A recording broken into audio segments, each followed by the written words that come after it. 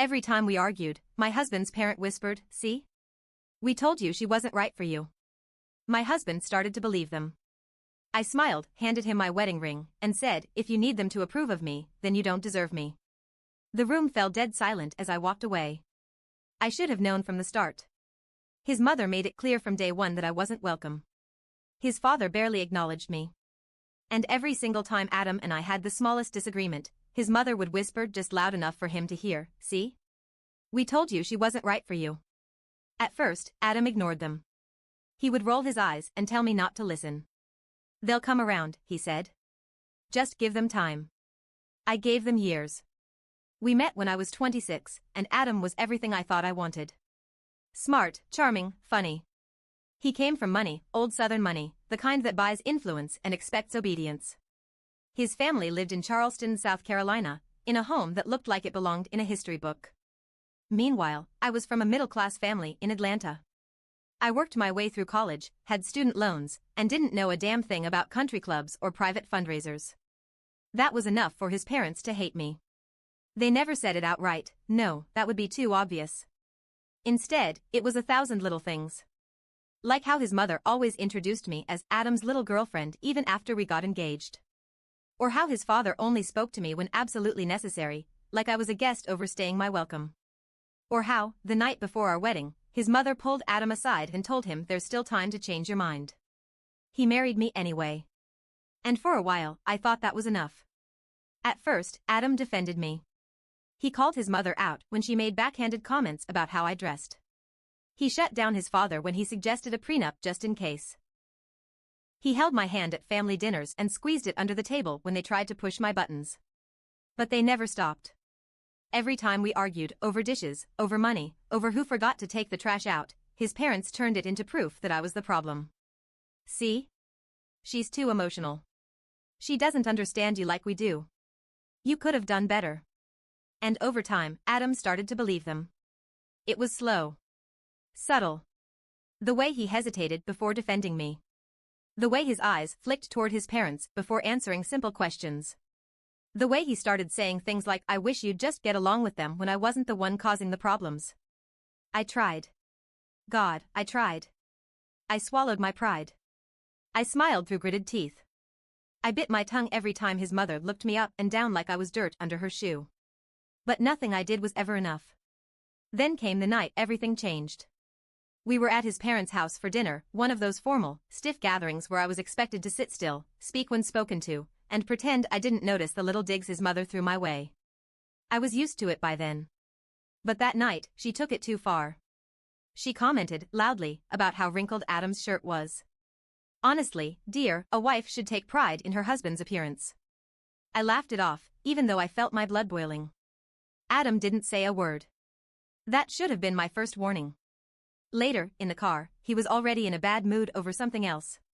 And somehow, that stupid shirt comment became an argument about everything.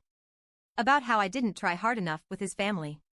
About how I always had to pick a fight. About how I made things harder than they needed to be. I sat there, staring at him, trying to figure out when the man I married had turned into this. And then he said it. "Maybe my parents were right about you." The words hit me like a slap. I barely remember the rest of that night. I didn't scream. I didn't cry. I just shut down. The next morning, I packed a bag and left. I needed space. I needed to think. I didn't answer his calls. I ignored his texts. For 2 days, I stayed with a friend, trying to figure out if my marriage was even worth saving. When I finally came home, his parents were there. I should have turned around the second I saw their smug faces. But I didn't.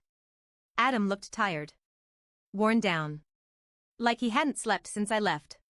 But the first words out of his mouth weren't, "I'm sorry." They weren't, "I love you." No. He said, "You really hurt me by leaving like that."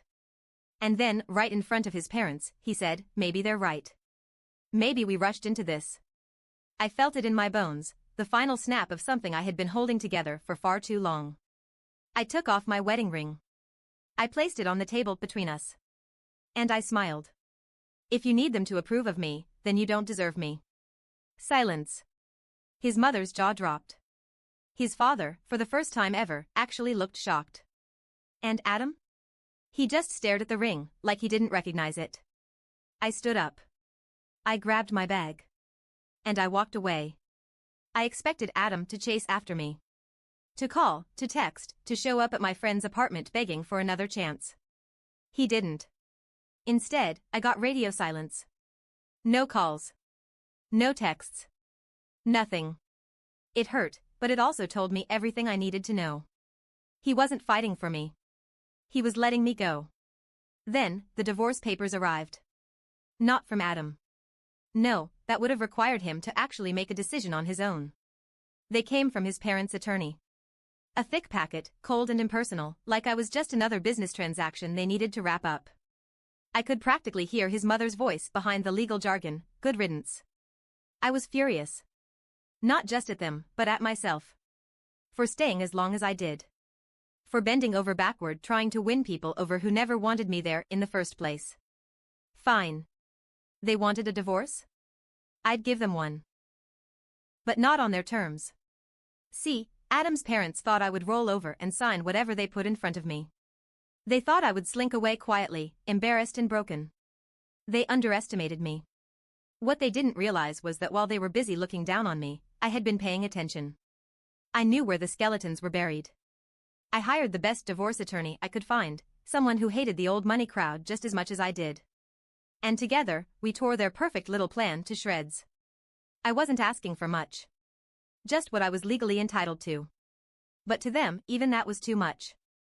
They wanted me gone, erased, like I had never been a part of their son's life at all. Too bad. Because Adam's family had money. A lot of money. And in their arrogance, they had made mistakes, ones I now had the power to expose. His father had a habit of moving money around in ways that weren't exactly legal. His mother had written off personal expenses as charity donations. And Adam? Well, Adam had been quietly siphoning money from our joint account for months. They thought they could play me. They thought I'd be too heartbroken to fight back. They thought wrong. When my lawyer presented our findings, the reaction was immediate. His father's face turned red. His mother, for the first time in her life, was speechless. And Adam? He just looked lost. Like a child realizing, too late, that the adults in the room had screwed him over. That's when the messages started. Adam, who had been silent for weeks, suddenly couldn't stop calling. He wanted to talk. He wanted to fix things. He wanted to make it right. I ignored him. But one night, around midnight, there was a knock at my door. I opened it, and there he was. Disheveled. Exhausted. Desperate. Please, he said. We need to talk. I crossed my arms. We? You mean you and me? Or you and your parents? His jaw tightened, and for a second, I saw the old Adam. The one I fell in love with. The one who, once upon a time, would have fought for me. I made a mistake, he admitted. I let them get inside my head. But you and me, what we had, it was real. I still love you. I stared at him. Once, those words would have shattered me. But now? They just felt hollow. Because love isn't enough when respect is gone. And Adam? He had let his parents destroy every ounce of respect I had for him. Still, something told me this wasn't just about love. Why are you really here, Adam? I asked. His eyes flickered. Guilt. Panic. And that's when I knew his parents were in serious trouble. I let Adam in. Not because I wanted to, but because I needed to see him squirm. He stepped inside, running a hand through his hair, pacing like a man on the edge. He looked like he hadn't slept in days. Good. Start talking, I said. He hesitated. Of course he did. Because for once in his life, he didn't have mommy and daddy telling him what to say. I screwed up, he admitted. I let them turn me against you. I let them control me. But you have to understand, they've been doing it my whole life. I never questioned them before. I didn't know how to. I almost laughed. Oh, poor you. The rich boy with mommy issues finally figured out his parents are toxic. Too bad it took our marriage getting destroyed for you to realize it. His jaw clenched. I could tell he wanted to argue, but he didn't. Instead, he dropped onto my couch, burying his face in his hands. They're in trouble, all right, he said, voice muffled. Serious trouble. I leaned against the counter. Oh. You mean because your dad's been committing fraud? Or because your mom's been using charity money to buy designer handbags? His head snapped up. How did you? I paid attention, Adam. Unlike you. He let out a bitter laugh. Of course you did. Turns out, my little legal battle had rattled his parents more than I realized. The moment I started asking questions, people started looking closer at their finances. And once people started looking, things started unraveling. Fast. His father's business dealings had been shady for years. But with the divorce putting a spotlight on their finances, investors were pulling out. His mother's charity work was under investigation. And Adam? He had been named in a lawsuit because some of that stolen money had ended up in our joint account. That's why he was here. Not because he missed me. Not because he wanted me back. Because he was desperate. They're trying to pin some of this on me, he admitted.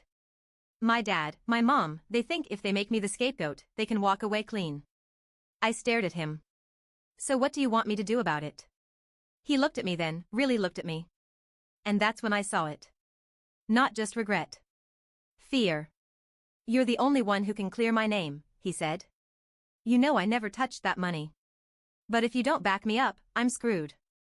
I could go to prison. I won't lie, I was shocked. I knew his parents were selfish, but throwing their own son under the bus? That was next-level evil. And Adam, for all his privilege, for all his arrogance, was finally seeing what I had seen from day one. They don't care about you, I said quietly. They never did. He swallowed hard. He knew it was true. Still, that didn't mean I was going to save him. You let them ruin our marriage, I said. You let them break me down, make me feel like I was nothing. And now, you want me to save you? He opened his mouth, but I held up a hand. No, Adam. You made your choice. Now you get to live with it. He stared at me, eyes desperate. So that's it? You're just going to let them destroy me? I tilted my head. You didn't have a problem when they were trying to destroy me. And with that, I walked to the door and opened it. Get out. Adam didn't move. He just sat there, staring at me like he couldn't believe what was happening. Please, he tried again, his voice raw. I don't have anyone else. I should have felt pity. Maybe a long time ago, I would have. But now? Now, all I felt was freedom. That's not my problem, I said. His face twisted, a flicker of anger breaking through the desperation. So what, you want revenge? Is that it? I let out a bitter laugh. Oh, Adam. If I wanted revenge, I wouldn't just be standing here. Your family underestimated me, and now it's all crumbling. And you? You helped them do it. You don't get to play the victim now. His eyes darkened. I saw the shift, the moment his desperation turned into resentment. You always thought you were better than us, he muttered. Always had something to prove. I felt my stomach turn. Even now, even when he was backed into a corner, he was still trying to turn it on me. I stepped closer, lowering my voice. No, Adam. I never thought I was better than you. I just refused to be less than you. His jaw clenched. I could see the war in his head, the fight between blaming me and finally admitting that he had done this to himself. And I knew exactly which side would win. He shook his head, laughing bitterly. You're unbelievable. I raised an eyebrow. And yet, you're the one begging me for help. He went silent. His pride wouldn't let him say it again. Good. I held the door open wider. Goodbye, Adam. For a second, I thought he might actually try to argue again. But then, with a sharp exhale, he pushed past me and walked out. I didn't watch him leave. I shut the door, locked it, and exhaled. For the first time in years, I felt light. I thought that was the end of it. It wasn't. 2 days later, I got a call from my lawyer. His voice had that clipped, controlled tone that told me something big had happened. Turn on the news, he said. I did. And there they were, Adam's parents, being arrested. I sank onto my couch, watching in stunned silence as reporters shouted questions, cameras flashing. His father was stone-faced, but his mother? She looked absolutely hysterical. The headline at the bottom of the screen said it all, prominent Charleston family arrested in fraud and embezzlement scheme, but it was the next part that hit me the hardest. Their son, Adam Calloway, is also under investigation for his role in financial misconduct. I muted the TV. I knew Adam wasn't innocent, but deep down, I had assumed his parents would find some way to protect him. Even if it meant selling out other people, even if it meant bending the law, they wouldn't actually let their own son go down with them. I was wrong. That same evening, I got another knock at my door. I didn't even have to check. I knew it was him. I took my time opening it, keeping my face calm. Adam stood there, his face pale, his hands shaking. "They threw me under the bus," he said, his voice hollow. "My own parents. Their lawyer just called me. I'm being charged, too." I leaned against the doorframe. "And?" He blinked. "And? That's all you have to say?" I shrugged. "What do you want me to say, Adam? That I'm surprised? That I'm sorry? Because I'm not." His expression crumbled. He knew it was true. He swallowed hard, his voice barely above a whisper. "I should have chosen you." And for the first time, I actually believed him. I sighed, stepping outside so I was right in front of him. "Yeah, Adam. You should have." Then, I did the one thing his parents never taught him how to do. I walked away without looking back. The months that followed were a whirlwind. His parents' trial made national news. The truth about their fraud, their illegal dealings, and their tax evasion all came spilling out in public. Adam? He took a plea deal. Avoided prison, but lost everything. The money.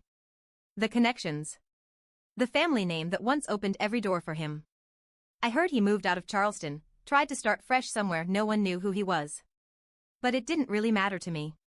Because for the first time in my life, I wasn't looking at the past. I was looking forward. And I had one.